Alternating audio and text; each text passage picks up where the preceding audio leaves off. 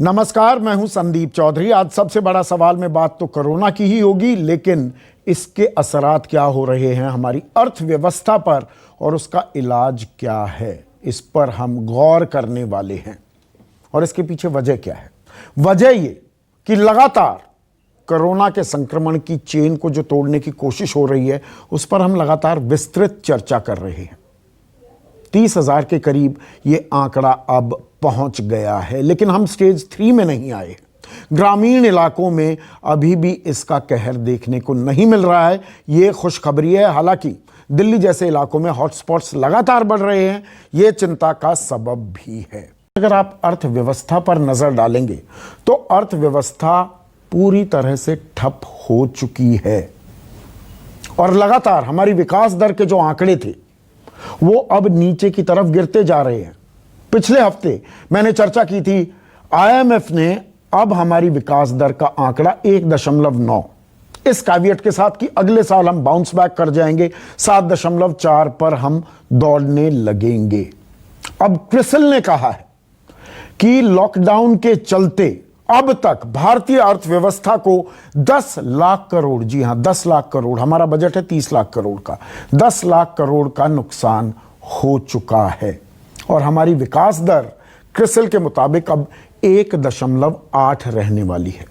2 से 3% भी विकास दर रहती है तो देश को, हमारी अर्थव्यवस्था को 6 लाख से 8 लाख करोड़ के बेल आउट पैकेज की जरूरत होगी। यहां मैं आपको बता दूं कि अगर हम यूरोप की बात करें, अमेरिका की बात करें, तो वो अपने जीडीपी, अपने बजट नहीं, अपनी जीडीपी का 10 से 15% बेल आउट पैकेज के तौर पर देने को तैयार हो गए हैं, पंपिंग कर रहे हैं पैसे। लेकिन भारत में 1,70,000 करोड़ का बेल आउट दिया गया, और वो भी किसे, और देना चाहिए था लेकिन किसे दिया गया है? वो दिहाड़ी मजदूरों को, वो गरीबों को, उनके खाते में 2,000 रुपए आ जाएंगे, मनरेगा में पैसे मिल जाएंगे, महिलाओं को 500 रुपए मिल जाएंगे। यही अभी बेल आउट दिया गया है। लेकिन अर्थव्यवस्था की जब हम बात करते हैं, हम कल कारखानों की बात करते हैं, इंडिया इंक की बात करते हैं, वहां पर अभी भी पैसे की दरकार है और विकास दर और भी घट सकती है। ये एक बड़ी चुनौती है। सरकार कहती है किसी की नौकरी मत लो, तनख्वाह मत काटो, लेकिन तनख्वाह काटना, डाउनसाइजिंग करना, ये एक कड़वी हकीकत हो गई है देश में। तो ऐसे में आज का सबसे बड़ा सवाल यह है कि कारोबार को कोरोना मुक्त करने का इंजेक्शन कब आएगा और क्या लक्ष्मण रेखा से चल पाएगा इंडस्ट्री का पहिया। आप जानते ही हैं, अभी इंडस्ट्रीज में भी 21 अप्रैल को कुछ छूट मिली, ग्रामीण इलाकों में आप चला सकते हैं, लेकिन अभी भी वहां पर अपने कारखाने चलाने को कोई तैयार नहीं दिख रहा है। चर्चा में मेरे साथ बीजेपी के राष्ट्रीय प्रवक्ता नलिन कोहली, कांग्रेस के राष्ट्रीय प्रवक्ता प्रोफेसर गौरव वल्लभ, मोहन गुरुस्वामी हैं मेरे साथ, सलाहकार रह चुके हैं वाजपेयी सरकार में फाइनेंस मिनिस्ट्री के, और अरुण जैन मेरे साथ हैं, एग्जीक्यूटिव डायरेक्टर हैं पैसिफिक रिम बिजनेस चेंबर के। तो मेरा सवाल नलिन बिल्कुल सीधा, ये कोरोना का वायरस जो अर्थव्यवस्था को भी अब खा रहा है, इसे दूर करने के लिए इंजेक्शन कब आएगा? इसका तो जवाब मैं दे ही नहीं सकता हूं आपको, क्योंकि इसी विषय पर सरकार का काम चल रहा है और ये सरकार इसको जरूर जल्द से जल्द ही अनाउंस करेगी।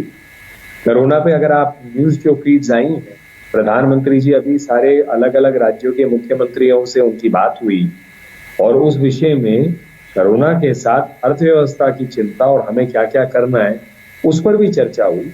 कई मुख्यमंत्रियों ने इसके संकेत भी दिए, लेकिन स्वाभाविक है कि इसका क्या अनाउंसमेंट होगा ये सब सरकार करेगी और मुझे लगता है ये जल्द होगा। ऐसा नहीं है, it will be sooner than later. इतना नहीं है कि ये जो नहीं, काफी देर नहीं हो रही है क्या नलिन? काफी देर नहीं हो रही है क्या? 21 दिन का पहले लॉकडाउन, अब 19 दिन के लॉकडाउन का 14वां दिन भी पूरा होने को है, यानी कि 35 दिन हो चुके हैं, लेकिन अभी बेल आउट नहीं मिला है। अर्थव्यवस्था का चक्का जाम हो गया है, ये आप भी जानते हैं, मैं भी जानता हूं। नहीं, पर इसका सीधा आपको जवाब दूं तो इसका केंद्र सरकार के साथ साथ ये भी तो बताइए संदीप जी कि कई राज्यों ने लॉकडाउन एक्सटेंशन की बात की, जो इकोनॉमिक एक्टिविटी स्टार्ट करने के लिए जो गाइडलाइंस बनाए गए, कई राज्यों ने, खुद दिल्ली को देख लीजिए, दिल्ली ने अपनी परिस्थिति को रखते हुए कहा है कि अभी नहीं, हम इसको आगे कर रहे हैं। कई और राज्यों ने भी कहा है। तो ये कहानी जो है, जो आपका प्रश्न है, उस पर बड़ा स्पष्ट है कि दोनों केंद्र और राज्य इस पर सोच रहे हैं। जो विषय है, ऐसा नहीं है कि उस पर काम नहीं हो रहा है, लेकिन ये भी संकेत आ गए हैं कि जल्द इसकी अनाउंसमेंट होगी। कुछ चीजें होनी थी, अब आरबीआई ने जैसे म्यूचुअल फंड्स में तुरंत करना था, एक क्रिटिकल रिक्वायरमेंट थी, उसको किया है। तो मतलब बाकी चीजें अभी क्रिटिकल रिक्वायरमेंट नहीं है। हमारी अर्थव्यवस्था की विकास दर 1.9% तो खुद आईएमएफ कह रहा है। बहुत सारे विशेषज्ञ ये कहते हैं तो 6% फॉर्मल इकोनॉमी है, इनफॉर्मल सेक्टर को, इनफॉर्मल इकोनॉमी को भी लगा लो तो हम नेगेटिव की विकास दर पर चले गए हैं। 14 करोड़ लोग बेरोजगार हो गए हैं, डाउनसाइजिंग हो रही है, तनख्वाहें कट रही हैं। ये सारी हकीकत है, मैं कोई मनगढ़ंत कहानी नहीं कर रहा हूं। नहीं, पर संदीप जी, मैं मर्यादा समझता हूं। आपका सवाल गलत नहीं है, लेकिन मैं मर्यादा समझता हूं और मैं इसको बड़ा स्पष्ट कह सकता हूं कि सरकार ने हर चीज को उचित समय पे अनाउंस किया है। विषय गंभीर है। ये ऐसा नहीं है कि 30 मिनट के शो में तुरंत इसका एक निष्कर्ष निकलेगा, क्योंकि ये जो कॉम्प्लिकेशंस आप कह रहे हैं, ये ना केवल ग्लोबल है, भारत के भी रियल प्रॉब्लम्स है। इन्हीं पे तो सोच समझ के कुछ आएगा। ये पैकेजेस ऐसे नहीं होते, किस रूप में होंगे, मॉनेटरी पॉलिसी क्या होगा, इसमें बेल आउट एस्पेक्ट होगा या कोई असिस्टेंस एक अलग रूप का होगा। इन सारी चीजों की कैलकुलेशन करके एक संयोजित रूप से आएगा। तो इसलिए मैं उस मर्यादा को समझता हूं। इसका अधिकार सरकार का है और सरकार से संकेत आ चुके हैं कि इस पे कुछ ना कुछ कहने वाली है सरकार। वित्त मंत्री प्रधानमंत्री से मिले हैं कुछ दिन पहले, न्यूज में रिपोर्ट हुआ है। ये पहली मीटिंग नहीं थी, अलग अलग ग्रुप्स इस पे काम कर रहे हैं। एक ग्रुप ऑफ मिनिस्टर्स है, उसमें अलग अलग लोग सुझाव दे रहे हैं, वो सुझाव इंडस्ट्री से भी आ रहे हैं। तो इसीलिए मैं इस पे आशाहीन नहीं हूं। आशाहीन नहीं है यहाँ पर गौरव वल्लभ, नलिन कोहली, और कह रहे हैं सरकार सोच रही है अभी आ जाएगा, अभी कुछ ना कुछ आएगा, वो आशाहीन नहीं है।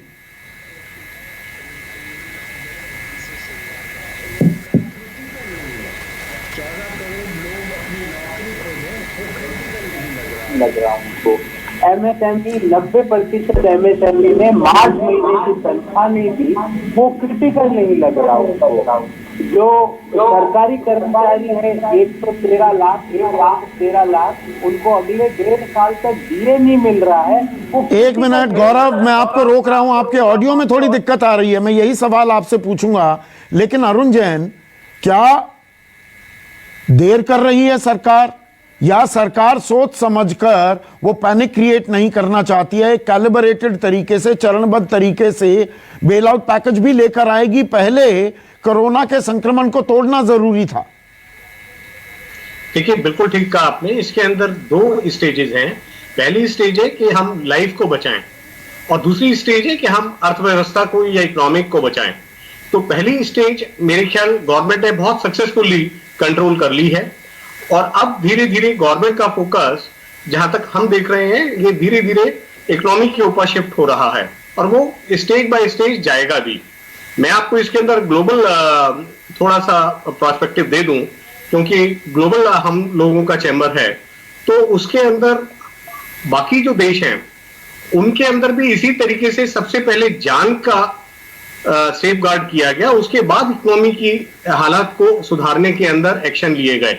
और जहां तक आपकी बात है कि क्या एक्शन हुए हैं या नहीं हुए हैं, इससे मैं आपसे थोड़ा सा वो करूंगा कि एक्शन हुए हैं, एक्शन हो रहे हैं, और एक्शन, क्योंकि ये लड़ाई लंबी है, ये लड़ाई नहीं देखिए अरुण, 1 मिनट में आपको रोकना चाहूंगा। आप ये कह रहे हैं और विदेशों का जब उदाहरण देते हैं कि नहीं वहां पर पहले हेल्थ केयर पर ज्यादा ध्यान दिया गया, बेल आउट पैकेज नहीं हुआ, तो मैं 30 दिन आपको पीछे ले चलूंगा और इटली हो, स्पेन हो, नेदरलैंड्स हो, जर्मनी हो, यूके हो, मैं बाकायदा फिगर समेत आपके सामने सारे आंकड़े पेश कर सकता हूं। उसमें बहुत लंबा वक्त लग जाएगा। बेल आउट पैकेज 1 महीना पहले वहां पर अनाउंस होने शुरू हो गए थे, यहां पर नहीं हुए। आप बिल्कुल ठीक कह रहे हैं कि बेल आउट पैकेज वहां पे अनाउंस होना शुरू हो गए, लेकिन हमारे यहाँ पे भी भारत सरकार ने बेल आउट पैकेज देने शुरू कर दिए। आप उसके ऊपर एक चिंता जाहिर कर सकते हैं कि बेल आउट पैकेज उतने बड़े नहीं थे, लेकिन अगर आप दो चीजें देखें कि अगर हमारी अर्थव्यवस्था और उनकी अर्थव्यवस्था की नापना, और दूसरा हमारी सिचुएशन, देखिए हम लोग अक्टूबर से, अगर आप पीछे मुड़ के थोड़ा सा बिफोर कोरोना चले जाएं, तो आप देखेंगे हमारी अर्थव्यवस्था पहले ही हमारी मंदी में थी, तो हमारे पास देने के लिए बहुत ज्यादा संसाधन नहीं है, ये हमको मानने पड़ेगा। लेकिन प्रधानमंत्री कहते हैं, कल मुख्यमंत्रियों के साथ वीडियो कॉन्फ्रेंसिंग में प्रधानमंत्री ने कहा कि हमारी अर्थव्यवस्था अच्छी है। अच्छी का मतलब तो मैं ये लगाऊंगा कि हम दुरुस्त हैं तो फिर बेल आउट पैकेज होना चाहिए, फिर मतलब पैसे की कमी नहीं है तो रिवाइव करने के लिए पुश देना चाहिए। देखिए संदीप जी, मैं यहाँ पे थोड़ा सा आपको पर्सपेक्टिव दूंगा इकोनॉमी के हिसाब से।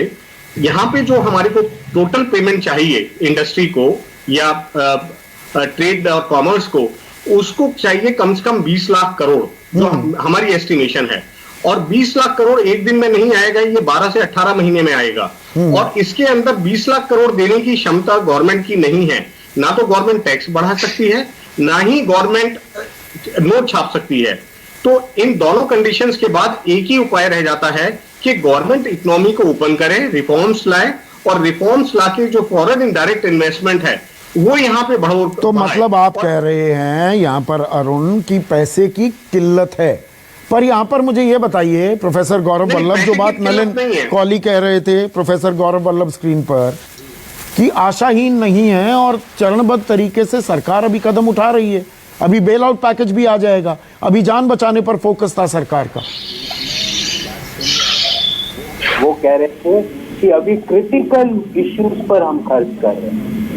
अब आप बताइए, 14 करोड़ लोग अपनी नौकरी खो दे, क्या वो क्रिटिकल है कि नहीं? भारतीय जनता पार्टी के वरिष्ठ नेता के हिसाब से जो किसान है वो अपनी रबी की फसल नहीं बेच पा रहा, वो क्रिटिकल है कि नहीं उनके हिसाब से? 1 करोड़ 13 लाख सरकारी कर्मचारी अपने अगले 1.5 साल के डीए की वृद्धि नहीं मिलती है, वो क्रिटिकल है कि नहीं उनके हिसाब से? और आज एक बड़ा रोचक आंकड़ा क्या है संदीप, एक आरटीआई के खुलासे में पता चला है कि 68,000 करोड़ से ज्यादा का राइट ऑफ हुआ है। मेहुल भैया, जो प्रधानमंत्री जी के हमारे मेहुल भाई, और जो नीमो जो है नीरव मोदी, उनकी कंपनियों के 9,000 करोड़ के राइट ऑफ हो रहे हैं। यहाँ हमको डीए नहीं मिल रहा सरकारी कर्मचारियों को, सरकार कह रही है किसी को नौकरी से मत निकालो और खुद डीए कम किए जाती है। सरकार कह रही है किसी को नौकरी से मत निकालो, 14 करोड़ लोगों की नौकरी पिछले 5 सप्ताह में चले जाती है। और तीसरी मुद्दा, इसके बारे में एक्सपर्ट की अपनी राय दे, एमएसएमई जो कि 1/3 जीडीपी को केंद्रित है, एमएसएमई से 1/3 जीडीपी आती है। 90% एमएसएमई ने मार्च महीने की अपनी तनख्वाह नहीं दी है, और आप कह रहे हो हम क्रिटिकल को करेंगे। भाई साहब, क्रिटिकल कब आएगा? एमएसएमई बंद होते जा रहे हैं, लोगों को रोजगार नहीं मिल रहा है, लोग सरकारी कर्मचारियों को डीए नहीं दिया जा रहा है, किसान की फसल नहीं खरीद पा रहे हो। पर हाँ, एक नहीं, आप जो किसानों की खरीदी की बात कर रहे हैं, 1 मिनट प्रोफेसर वल्लभ, देखिए फैक्ट्स पर एक्यूरेट होने चाहिए मेरे शो पर। जो अभी तक मंडियों में प्रोक्योरमेंट हुई है वो नॉर्मल सीजन के मुकाबले 3 गुनी हो चुकी है, ये रिकॉर्डेड फैक्ट है। नहीं, आप वो, उसका कारण क्या है कि सारा जो भी किसान है वो सारा स्ट्रक्चर्ड मंडियों में ही बेच रहा, और बाहर बेचने की उसके पास ऑप्शन नहीं है। इस कारण से ये इन्फ्लेट हुआ है। आप इन दो डेटा को कंपेयर नहीं कर सकते संदीप जी, कि लॉकडाउन में मंडियों में कितना खरीदा और लॉकडाउन पहले नहीं था तो मंडियों में कितना खरीदा जाता है। तो ये मुझे लगता है कि ये दो डाटा आप कंपेयर नहीं कर सकते। पर क्रिटिकल एक काम किया है सरकार ने कि 68,000 करोड़ मेहुल चौकसी के, नीरव मोदी के, विजय माल्या के इस मंत्री में भी, इस कोरोना की आपदा में भी उनके राइट ऑफ हो गए। ये आरटीआई में खुलासा। नलिन कोहली रिस्पॉन्ड करना चाहेंगे। सरकार बेल आउट पैकेज देती नहीं है, 68 करोड़ राइट ऑफ कर दिए हैं, डीए में कटौती की जाती है, पर प्रधानमंत्री फिर भी कहते हैं अर्थव्यवस्था अच्छी है। अगर अच्छी है, मैं प्रधानमंत्री की बात को बिल्कुल फेस वैल्यू पर लूंगा, तो फिर बेल आउट पैकेज क्यों नहीं आता? पहले जरा कांग्रेस के वरिष्ठ प्रवक्ता की कुछ बातों के बारे में बताएं। लॉकडाउन में किसान मंडी ही तो जाएगा ना, और वहां पर रिकॉर्ड उत्पादन के कलेक्शन हो रहा है, 80% से ज्यादा तो हो चुका है।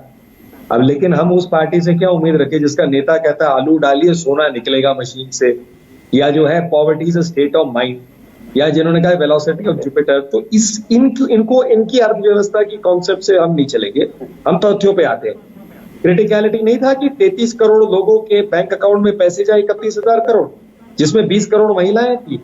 ये क्रिटिकल नहीं था कि ये उज्ज्वला में 2 करोड़ महिला की गैस पहुंच चुकी है। मतलब ये चीजें क्रिटिकल है, बिल्कुल क्रिटिकल है। मैं इंडिया इनकॉर्पोरेटेड की बात कर रहा हूं। नलिन, 1 मिनट मैं अपना जवाब दे दूं। हाँ, मैं पूरा जवाब देता हूं। हाँ। और एक एक करके बढ़ते हैं। 14 करोड़ ये हो गए, 15 ये कहां से आ रहे हैं? उसी मशीन से आ रहे हैं जहां एक तरफ आलू डालते और दूसरी तरफ से सोना निकलता है। ये सारी चीजें कहने के लिए आप अपने राज्यों जाती हैं, राज्य चला रहे हैं, CMIE का आंकड़ा है, अपना कर नहीं सकती था। नहीं नलिन, जो मैं आंकड़े देता हूं, मैं ये आलू फैक्ट्री वाले मैं आंकड़े नहीं देता हूं। ये आंकड़े CMIE के हैं। CMIE के आंकड़े डेली, वीकली और मंथली बेसिस पर इकट्ठा होते हैं और उनको सरकार भी इस्तेमाल करती है। जी, तो आइए ना, मैंने आपको सीरियसली इसलिए जवाब दे रहा था। अब एक एक करके चलिए। संदीप जी, मैंने जो पहली बात की, सरकार की प्राथमिकता थी गरीबों। उन गरीबों के लिए जो पैकेज आया था वो इम्प्लीमेंट हो गया, वो हो नहीं रहा है, हो गया। जिस नीरव मोदी की बात करते उनके साथ तो कॉकटेल पार्टी में राहुल गांधी जी थे। सारे लोग कांग्रेस के जमाने के गाली खाएगी बीजेपी सरकार, जो उनके पीछे में कार्रवाई करती है। और कुछ लोग एक के बाद एक आ गए। क्या माल्या का एक्सट्रेडिशन का नहीं हुआ, उसका अपील कैंसिल। तो यहाँ मेहनत हो रही है। ये सारे पुराने गड़े इनके किए हुए नहीं, पर ये 68,000 करोड़ जो राइट ऑफ हुए हैं तो पिछले साल हुए हैं। पर मैं अभी पुराने राजनीतिक द्वंद्व में नहीं, आज जो हम कोरोना से लड़ रहे हैं वो जरूरी है। एक मिनट गौरव वल्लभ, अभी सिर्फ मोहन गुरुस्वामी स्क्रीन पर। मोहन गुरुस्वामी, क्या अभी अर्थव्यवस्था का चक्का चलाने के लिए सरकार के पास पैसा नहीं है? अभी कोरोना काल से पहले हम 5 ट्रिलियन इकोनॉमी की बात करते थे। जीएसटी कलेक्शन लगातार बढ़ रही है, इस बारे में बताया जाता था। हमारा टैक्स बेस कितना ब्रॉडन हो गया है, हमारे करदाताओं की संख्या कितनी बढ़ गई है, ये तमाम बातें कही जा रही थी। और हम वित्तीय वर्ष के शुरुआती दिनों में हैं। हमारा 30 लाख करोड़ का बजट है, अभी वो खर्च नहीं हुआ है। तो क्या हम इकोनॉमी को रिवाइव करने के लिए उस पैसे का इस्तेमाल नहीं कर सकते? क्या बाधाएं क्या हैं? ऐसा नहीं है कि 30 करोड़ रुपए कोई 30 लाख करोड़ रुपए कोई बैंक में बैठा हुआ है। नहीं, मैं ये कह रहा हूं कि है आउटले, अभी वो खर्च नहीं हुआ है। सुनिए मेरी बात, सुनिए जी। सरकार के पास किसी वक्त पैसा नहीं होता है। अगर पैसा होता है तो वो बैंक में नहीं बढ़ता, वो इन्वेस्ट किया जाता है, किसी काम में लगा रहता है। अब जो व्यवस्था में हम चल रहे हैं, जब कंजम्पशन बिल्कुल बढ़ गया है, हमारे जीडीपी में 65% शेयर कंजम्पशन की होती है। कंजम्पशन लोग खरीद रहे हैं, अनाज खरीद रहे हैं, जो भी खरीद रहे हैं, तो मार्केट मूव होता है उससे, कंजम्पशन से।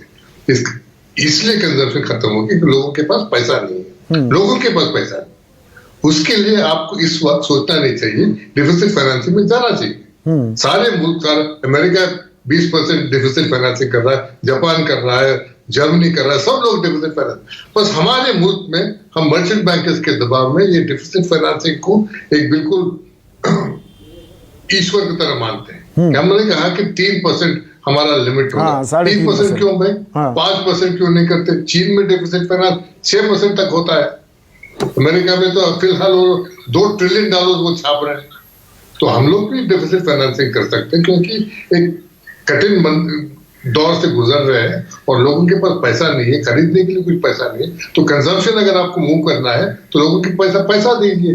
उसके अलावा ये बात कर रहे हैं, ये सिर्फ बात करते हैं CII या फिक्की वालों से, और वो इंडस्ट्री के लिए पैसा मांगते हैं। इंडस्ट्री से पैसा मांगते हैं तो हड़प करके थोड़ा ज्यादा सब पैसा बाहर चला जाता है। तो लोगों के पास पैसा दीजिए, DBT डायरेक्ट बेनिफिट ट्रांसफर कीजिए। आपके पास जनधन अकाउंट है, वोटर का ID कार्ड के अनुसार दे सकते हैं, आधार कार्ड पे दे सकते हैं, ये इसका व्यवस्था कीजिए आप। तो ये सरकार दावे कर रही है कि ये व्यवस्था हम कर रहे हैं, मजदूरों को पैसे दिए जा रहे हैं। 21 तारीख से सशर्त कुछ इलाकों में कारखाने चलाने की इजाजत भी मिली है। लेकिन यहां पर मैं तस्वीरें भी दिखाना चाहूंगा। आज सूरत में सुबह मजदूरों ने प्रदर्शन भी किया, वो काम करने को तैयार नहीं है, वो अपने घर जाना चाहते हैं। यह भी एक हकीकत मैं आपको दिखा रहा हूं कि भाई आर्थिक पहिया चल पड़ेगा, economic wheel will start driving. Surat एक बड़ा इंडस्ट्रियल हब है, वहां पर मजदूर काम करने को तैयार नहीं है।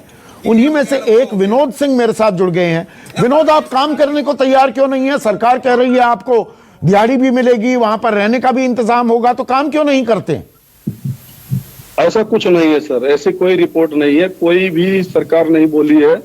रही बात काम करने के लिए बोल रहे हैं सर, काम कहाँ से लगे? यहाँ की जो मंडी है, जो कपड़ा मंडी है, बंद है। मजदूरों को सर तकलीफ ये है, मार्च महीने की सर, जो मार्च महीने में लगभग 21 या 22 को यहाँ पे लॉकडाउन हुआ है, बंद हुआ है। जितनी मिलें हैं, फैक्ट्रियां हैं, सबने पगार कर दिया है। मजदूरों की सोच ये है कि अगर हम यहाँ पे रह गए, सारे पैसे अगर हम खा लेंगे, कल इंडस्ट्री चालू होगी, हमारे पास दिक्कतें आएंगी खाने के लिए, और हम जाना चाहते हैं गांव। हमारे पास जब पैसे खर्चे हो जाएंगे तो हम गांव जाने के भी भारी पड़ जाएंगे हमारे लोगों के लिए। सर इस चीज की है। और रही बात जाने के लिए इतनी भीड़ सर उमड़ रही है। हेलो, हाँ मैं सुन रहा हूं। भीड़ सर उमड़ रही, तकलीफ कहाँ से आ गई सर? जो उड़ीसा गवर्नमेंट है सर, उसने 3 से 4 बसें हमारी जानकारी में यहाँ की जितनी पब्लिक थी उसने बुला लिया, और भी लाइन में है। यहाँ पे जो बच्चे सर यूपी बिहार के, उनको सर जाने की व्यवस्था नहीं। हमारा सर लोकल एक सांसद, आपको दिहाड़ी मिल रही है विनोद? गाड़ी सर जो पर्सनल दिहाड़ी आपको पैसे मिल रहे हैं? जी नहीं सर, नो सर, नो। आपको राशन मिल रहा है? राशन सर आज के 20 दिन पहले सर मिला था, जिसमें था सर एक पर्सन पे 5 किलो आटा, 3 किलो चावल, दाल वगैरह वगैरह वगैरह। बाकी सर उसके बाद कुछ भी नहीं मिला है सर। आपके जनधन खातों में कुछ पैसे आए हैं? नहीं सर, नहीं आए हैं। गुजरात में सर नहीं आए हैं। हम सर मेरे व्यक्तिगत में नहीं आए हैं, और जो मेरे सर लोकल में हूं उनके भी सर नहीं आए हैं। नलिन, ये एक मजदूर हैं, सूरत में बैठे हैं, रोजगार खो चुके हैं, दिहाड़ी मिल नहीं रही, एक बार राशन मिला है, जनधन में पैसे नहीं आए। इनका जनधन अकाउंट है या नहीं है, पहले वो भी तो चेक करें। विनोद, आपका जनधन अकाउंट है? हाँ है सर, ये चेक करना पड़ेगा। वो कह रहे हैं सर ऑन द स्ट्रेट, हाँ चेक करना पड़ेगा। व्हाट इज द रीजन कि इनके अकाउंट में क्यों नहीं है? क्योंकि ये बेनिफिशियरीज का एक पूरा हुआ है और मुझे पता है इसकी लिस्ट भी बनी, तो ये तो चेक करना। ठीक है, पर गौरव देखिए, मैंने इसीलिए एक मजदूर भाई को आज कार्यक्रम में न्योता दिया है, जो ये कहा जा रहा है ना कि भाई पहिया चल पड़ेगा, चक्का चल पड़ेगा, काम करने को तैयार नहीं है। और इनकी वजहें हैं, राशन एक बार मिला है लॉकडाउन के बाद, पैसे आ नहीं रहे, दिहाड़ी मिल नहीं रही, ये घर जाना चाहते हैं। हेलो सर, ये संदीप जी, ये एक साइकोलॉजिकल इश्यूज पे भी हमको काम करना पड़ेगा। जो हमारे जो दोस्त हैं उन्होंने हमको हमारा जवाब नहीं दिया और मजाक के गाली गलौज करते रहे, हमारे नेताओं के बारे में टिप्पणी करते रहे। आप कर लीजिए, आप राहुल जी के बारे में कर लीजिए, सोनिया जी के बारे में कर लीजिए, नेहरू जी के बारे में कर लीजिए, पर 14 करोड़ लोगों का रोजगार कैसे आप दिलाओगे, उसका सवाल आपको जवाब देना पड़ेगा। 68,000 करोड़ आपने अपने दोस्तों को, छोटे मोदी को और हमारे मेहुल भाई जो प्रधानमंत्री जी बोलते नहीं थकते थे, उनके कैसे माफ किए, इसका जवाब देना पड़ेगा। इस मजदूर भाई के खाते में, जनधन खाते में 1 रुपया नहीं आया, उसका जवाब देना पड़ेगा। आपको गाली बोली आप वो मैं आपसे अपेक्षा करता हूँ। नहीं, मैं राजनीति में नहीं जाना चाहता हूँ। 1 मिनट रुकिए विनोद, मैं आपसे फिर से 1 मिनट, विनोद को लाइए स्क्रीन पर। विनोद, आपको अभी काम मिल रहा है?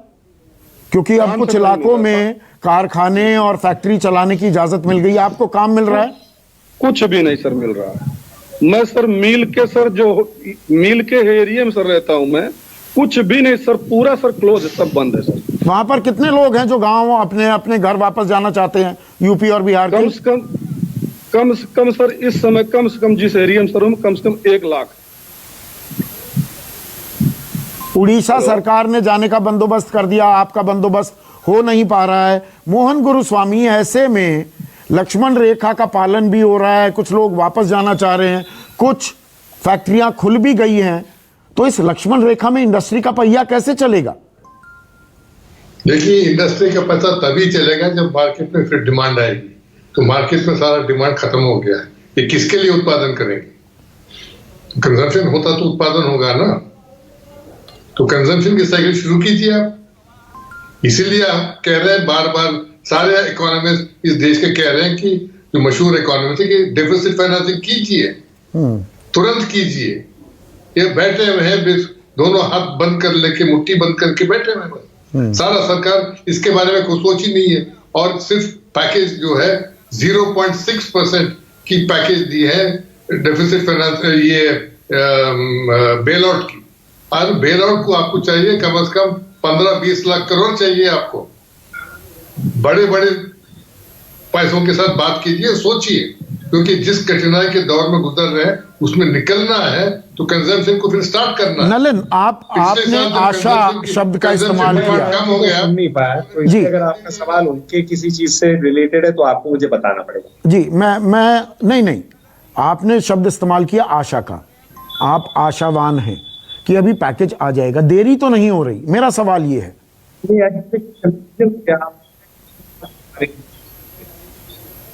ये कभी आपका और प्रोग्राम आ रहा है के साथ अंतर्राष्ट्रीय यात्रा भी कर सकते हैं। हेलो, नहीं, ये कुछ और आ गया है, कहीं पे और कनेक्ट हो गया है, लाइन में थोड़ी दिक्कत आ रही है। हेलो, अब आ रही है आपको आवाज?